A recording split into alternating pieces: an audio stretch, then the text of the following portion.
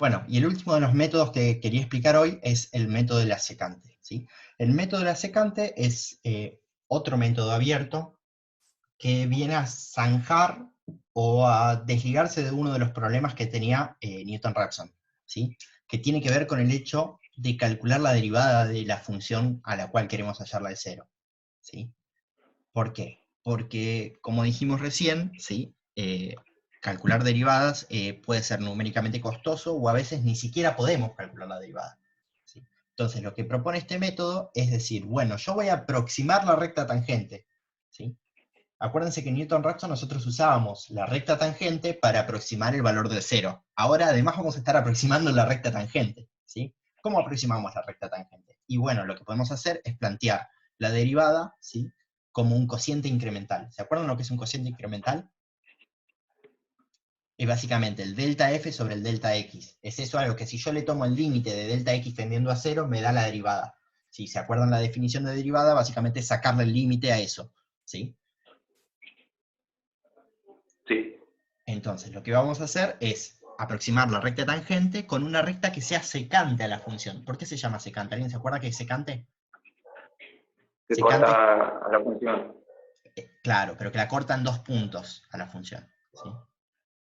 La recta tangente toca la función en un solo punto, la recta secante es como la tangente, pero corta en dos puntos, ¿sí? Entonces, lo que voy a hacer es proponer ahora que en vez de tener una condición inicial, voy a tener dos, una x0 y una x1, ¿sí? Y con eso voy a hallar un x2, si quieren, ¿sí?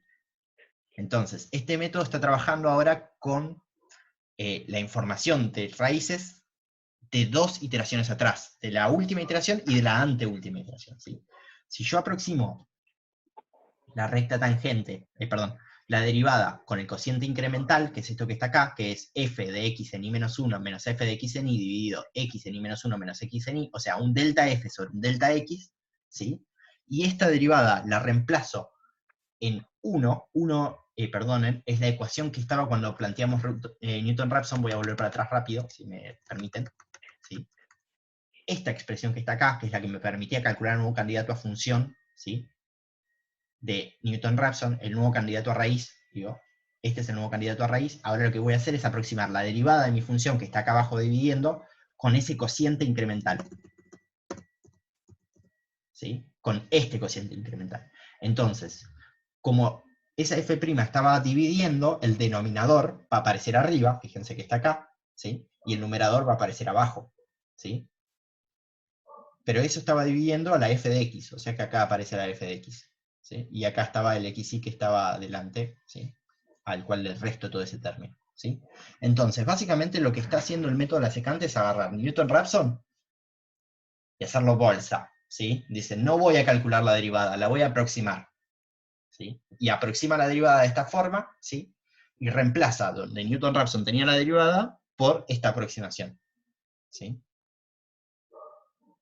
Y de nuevo hace lo mismo. Una vez que ya tiene esta aproximación, plantea esa recta secante y busca la intersección de esa recta con el eje y igual x.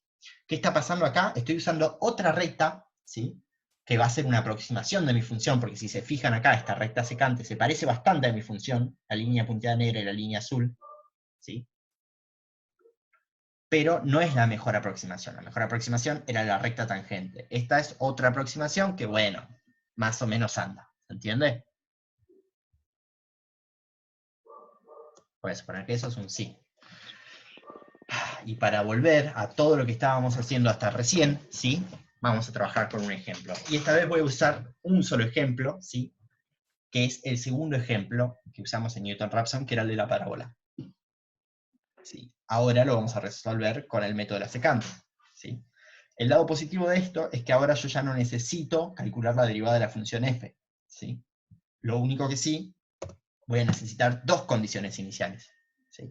Bueno, mis dos condiciones iniciales, ¿se acuerdan que yo hasta ahora estaba usando como condición inicial x0 igual 2? Voy a definir otra condición inicial, que la voy a llamar x menos 1, porque sería como la previa, porque, digamos, no quiero afectar los índices en las iteraciones. En iteración 1 quiero hallar mi x1, iteración 2 hallar x2 y así, ¿sí? Que lo voy a definir como 2,1, ¿sí? Elegí dos puntos acá. Consulta, ¿qué pasa si este x en menos 1 tiende a x0? Digamos, vale 2,00000000001. Bueno, lo que estoy haciendo es una muy buena aproximación de la derivada, ¿sí? O prácticamente evaluando la derivada de la función. Cuando yo hago tender el límite de x menos 1 menos x0 a 0, ¿sí? Ese delta x tiende a 0, el delta f tiende a la derivada. ¿Sí? Bueno, entonces, lo que voy a hacer es poner estas dos condiciones iniciales y voy a dibujar la recta que pasa por esos dos puntos y voy a hallar el 0. Tranquilo, de nuevo, no voy a plantear toda la ecuación de la recta que pasa por los dos puntos para encontrar el 0 de esa recta, sino directamente despejo de la ecuación, ¿sí? Que es este despeje que está acá, y este es, ¿sí?, el 0 de esa recta secante a la función. ¿Sí?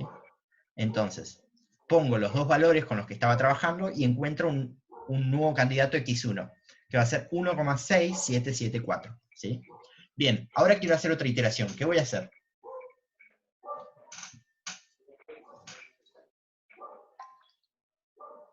Tengo que evaluar la función en x1. Bueno, volver a plantear toda la fórmula con x1, digamos. Bien, con x1 y qué más. ¿Con x1 solo? Porque si se fijan, la fórmula Con utiliza... el x0. Exacto, voy a tener que poner el x1 acá, pero también voy a tener que poner el x0. Ah, sí. ¿Se ve? Porque la fórmula utiliza dos puntos. ¿Sí? Entonces, si vuelvo a hacer otra iteración, ahora me olvido de ese punto que estaba acá. Fíjense que el punto que está acá, cerca de donde está la manito, desaparece. ¿Sí? Y voy a trabajar con x0 igual 2 y x1 igual 1,667. ¿Sí? Vengo, reemplazo en la fórmula y me da este valor, 1,6265. ¿Sí? Que si ven, cae bastante cerca de la raíz, es el tercer punto dibujado ahí, este. ¿Sí? Que de nuevo propongo que le hagamos un zoom a la función para ver qué está pasando. ¿Sí? Fíjense.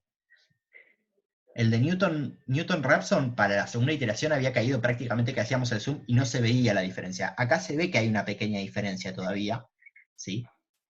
Pero la aproximación estaría valiendo, ¿sí?, bastante, porque si bien no es el mismo valor que con Newton-Raphson, es un valor similar, ¿sí?, estoy bastante cerca del 0. ¿Se entiende?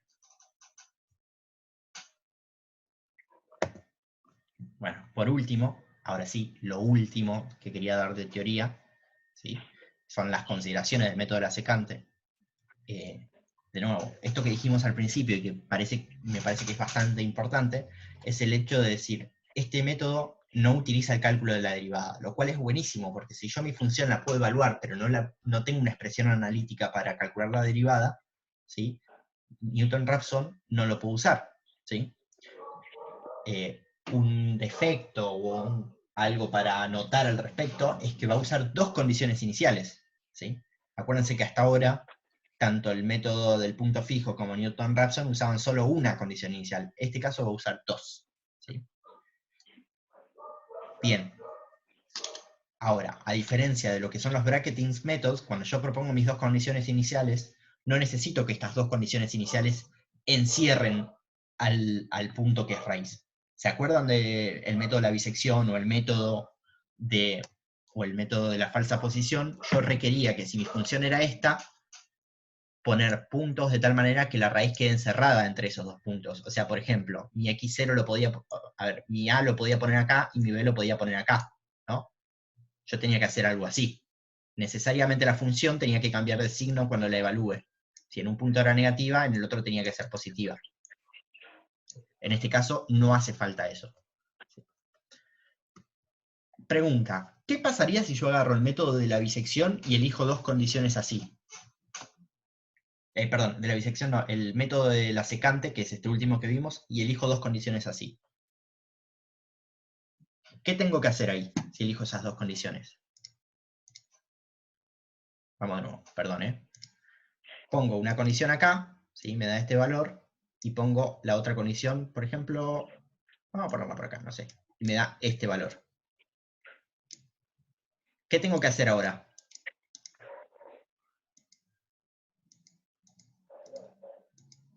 Tendrías que unir esos dos puntos en una recta. Este y este, ¿no? Sí. Ahí te va a Bueno. dar una secante. Esta secante. Sí. ¿No te Sí. hace acordar a algo esto? Eso es el último método de secante. Este es el método de la Tendría que secante, ser sí. Pero también es otra cosa. un triángulo, Pitágoras. Ah, sí, bueno, no importa, no te acuerdas.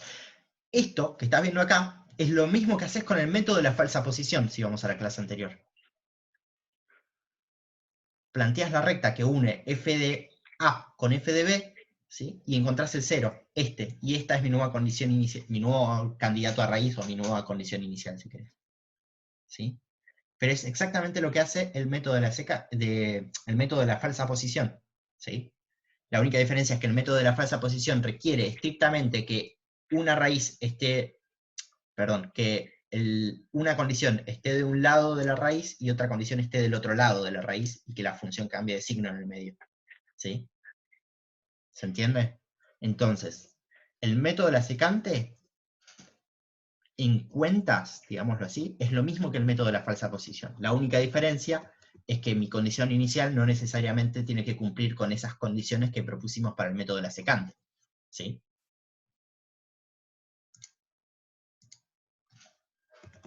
Silencio. ¿Qué silencio?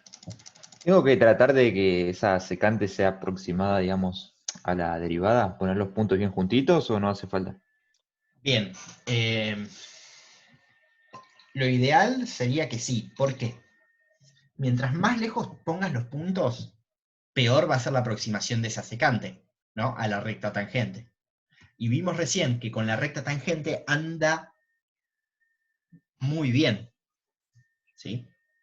Entonces, Sí. mientras más cerca pongas esos dos puntos, mejor va a andar el método de la secante, porque más se va a parecer a Newton-Raphson. Ahora, mientras más lejos pongas esos dos puntos, bueno, va a andar igual, porque si te excedes, te pasás de la raíz porque lo pusiste lejísimo, ¿sí? Vas a tener el método de la falsa posición.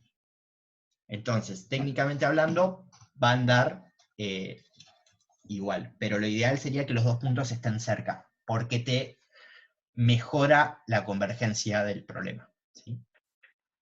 Sí, está bien. ¿Alguna pregunta más? Si no, corto la grabación ahora.